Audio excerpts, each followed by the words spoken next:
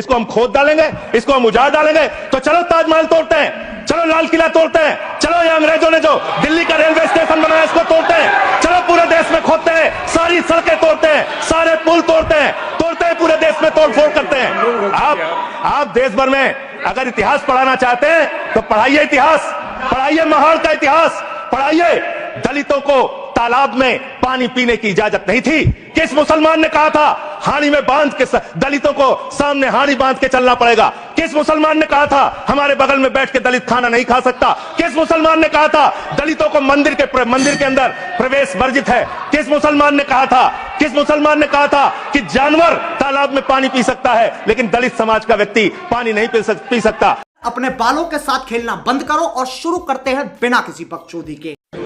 श्री संजय सिंह। धन्यवाद मान्यवर, आपने मुझे गृह मंत्रालय की अत्यंत महत्वपूर्ण चर्चा में 14 मिनट्स हिस्सा लेने का मौका दिया। मान्यवर, आपका बहुत आभार। मान्यवर, अगर हम इस वक्त देश में अपराध की, हिंसा की, आतंक की, डर की, भय की बात करें तो राज्यवर राज्य इसकी समीक्षा आप कर सकते हैं मान्यवर, क्योंकि देश में ज्यादातर जगहों पे डबल इंजन की सरकार है, सिंगल इंजन की सरकार नहीं मान्यवर। क्या बोले मैं समझा नहीं। डबल इंजन की सरकार, राज्य दर राज्य। माने इसने सुने। और जब हमारे प्रधानमंत्री जी चुनाव प्रचार में जाते हैं तो कहते हैं अपने राज्य में डबल इंजन की सरकार बनाओ, हम आपकी सुरक्षा करेंगे। इसलिए जवाबदेही दुगनी हो जाती है आपकी। ये बड़ी अच्छी बात कही आप। निश्चित रूप से अपराध रोकना राज्य का विषय है, लेकिन अगर केंद्र में भी बीजेपी की सरकार, राज्य में भी बीजेपी की सरकार और उस राज्य में भी अपराध रुकने के बजाय बढ़ रहा है तो आपकी दुगनी जिम्मेदारी होती है, दुगनी जवाबदेही होती है। यही नहीं, अभी और सुनिए। और इसलिए पूरे देश में अपराधों का आंकड़ा देखना बहुत जरूरी है।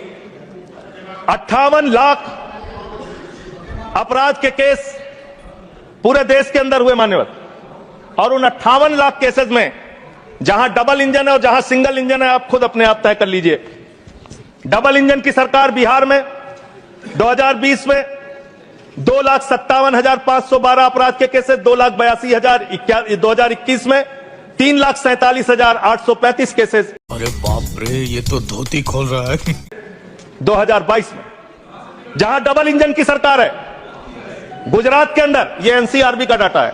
हमेशा आप लोग कहते हैं ये कौन सा फिगर है, कहां से आया है? ये वो फिगर है जो एनसीआरबी का डाटा है। और मैं चाहता हूं मान्यवर, अगर किसी भी सदस्य को सको तो इसको खुद जांच कराएं और गृह मंत्रालय खुद इस बात को चेक करे कि मैं सही बोल रहा हूं कि गलत बोल रहा हूं। इसलिए दोबारा मत टोकिएगा, आपके द्वारा जारी किया गया, आपके सरकार के द्वारा जारी किया गया डाटा है। जुम करो। गुजरात की बात करें, 6,99,619 केसेस 2020 में, डबल इंजन की सरकार। 2021 में 7,31,738 अपराध के केसेस। 2022 में 5,24,103 अपराध के केसेस। हरियाणा डबल इंजन की सरकार है, हरियाणा के अंदर 1,92,395 केसेस। 2020 में 2,06,431 केसेस। 2021 में 2,42,849 केसेस। 2022 में। तुम्हें शर्म है? कुछ शर्म आया है? आज बात करते हैं सर पंजाब की, जहां हमारी सरकार है, जिसके बारे में भी हमारे कांग्रेस के सदस्य भी जिक्र कर रहे थे। 2020 में हरियाणा देखिए आप, हरियाणा की आबादी पंजाब से कम है सर। सही पकड़े हैं।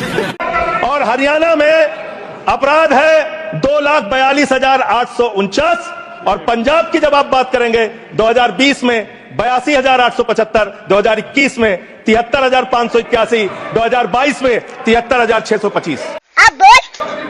यह अपराधों की संख्या है हरियाणा और पंजाब, जहां एक जगह डबल इंजन की सरकार है, एक जगह हमारी सिंगल इंजन की सरकार है। सर उत्तर प्रदेश की बात करते हैं। अभी मजा आएगा ना भिड़ो।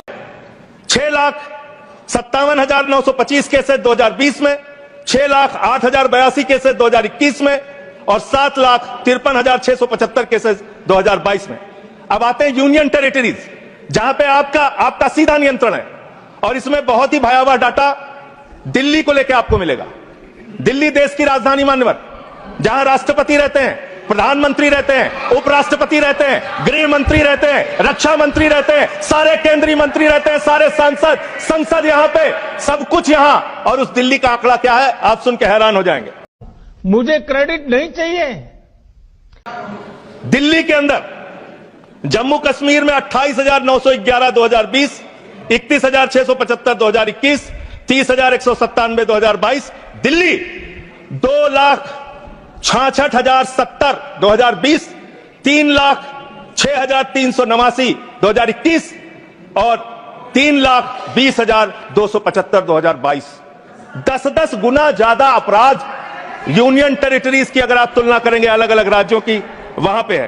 अरे सुन लो भाई, कहा इतने। सूरत फिर डबल इंजन की सरकार, 116 हत्या 2020 में, 121 हत्या 2021 में और 100 हत्या की घटनाएं 2022 में। अरे सुन लो, धैर्य रखो थोड़ा, डबल इंजन सुन लो। और अभी तो रुको, क्लाइमैक्स अभी बाकी। अपराध करने वाले लोग कौन है, अपराध फैलाने वाले लोग कौन है? कम्युनल वायलेंस के मामले में 2019 से 2024 की तुलना अगर आप करेंगे, 94% की वृद्धि हुई है माननीय, 94%। देश में सांप्रदायिक दंगों में वृद्धि हुई है, ये आंकड़े हैं। मुझे क्रेडिट नहीं चाहिए। और कम्युनल वायलेंस क्यों हो रहे हैं? आप देश भर में भड़काऊ भाषण देते हैं, आपके लोग नफरती बातें करते हैं, आपके लोग जब पूरी दुनिया अंतरिक्ष में पहुंच रही है, पूरी दुनिया अपने तकनीक का विस्तार कर रही है, तो आप कब्र खोदने में लगे हुए हैं। मस्जिद के अंदर मंदिर खोजने में लगे हुए हैं। पूरी दुनिया जब आगे बढ़ रही है विकास की ओर, तो आप देश में नफरत फैलाने में लगे हुए हैं। अगर आप इतिहास पढ़ाना चाहते हैं, मुगलों का इतिहास पढ़ाना चाहते हैं, पढ़ाइए मुगलों का इतिहास। लेकिन गृह मंत्री जी यहां पे बैठे, मैं पूछना चाहता हूं, ASI प्रोटेक्टेड जो संस्थान है, जो संपत्तियां हैं, वो आपकी हैं, आपकी सुरक्षा में है। वो चाहे ताजमहल हो, वो चाहे लाल किला हो, वो चाहे देश की तमाम मुगलों ने, अंग्रेजों ने जिन लोगों ने संपत्तियां बनाई, वो सारी की सारी संपत्तियां आपके द्वारा संरक्षित। और आप ही के लोग कहते हैं इसको हम तोड़ डालेंगे, जनता माफ नहीं करेगी, इसको हम खोद डालेंगे, इसको हम उजाड़ डालेंगे। तो चलो ताजमहल तोड़ते हैं, चलो लाल किला तोड़ते हैं, चलो ये अंग्रेजों ने जो दिल्ली का रेलवे स्टेशन बनाया इसको तोड़ते हैं, चलो पूरे देश में खोदते हैं, सारी सड़कें तोड़ते हैं, सारे पुल तोड़ते हैं, पूरे देश में तोड़फोड़ करते हैं। आप देश भर में अगर इतिहास पढ़ाना चाहते हैं तो पढ़ाइए इतिहास, पढ़ाइए महाड़ का इतिहास, पढ़ाइए। दलितों को तालाब में पानी पीने की इजाजत नहीं थी।